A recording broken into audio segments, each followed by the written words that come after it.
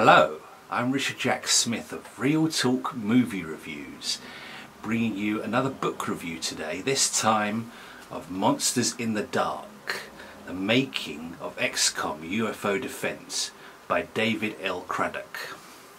I enjoyed this book. It's very short, at about 157 pages. Actually, it's not until about just after page 60 that he actually gets to the topic of XCOM. Leading up to that, he details Julian Gallup's love of board games and how he got into coding and developing games. Projects such as Laser Squad. So even though it takes a little while for this book to really cover its core subject, it remains fascinating from beginning to end. Now, one of the things you will notice is that, maybe you can't really tell there, it's a bit bright, it's not justified, the text, so the line, they're not uniform going down. I don't mind that particularly, it's not a big thing. I think ultimately this is a book which could have been a little bit longer overall. I enjoyed it from, as I say, first page to last. It's well written, there's a direct, concise prose style which is always nice in a book of this nature. I've previously done reviews on Jacked, the unauthorised guide to Grand Theft Auto, which is magnificent. Masters of Doom, another good book. Sekiro, The Second Life of Souls by Ludovic Castro. Itchy Tasty, about the making of the Resident Evil games up until a certain point.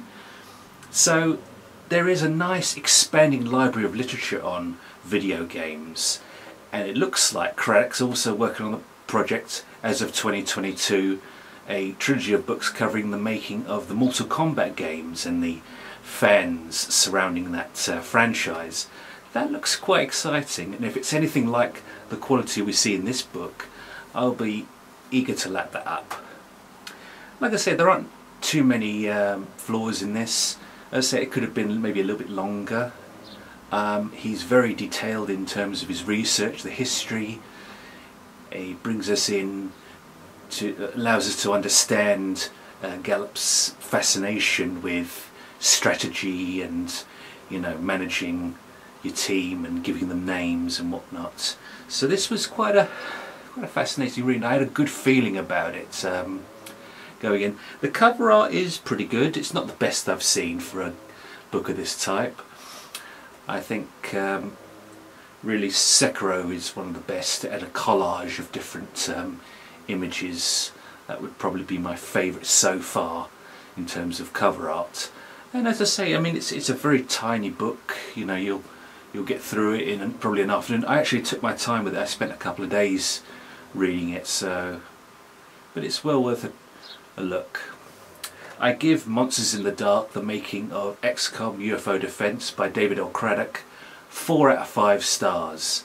I would read it again, and I cannot wait to see what Craddock comes up next with Mortal Kombat. For more film and soundtrack reviews, please visit Betty Jo Tucker's website, Real Talk Movie Reviews. On Facebook you can find my pages, Hypnotic Movie Reviews and Hypnotic Soundtrack Reviews. I am Richard Jack Smith, thank you for watching, and I'll see you next time.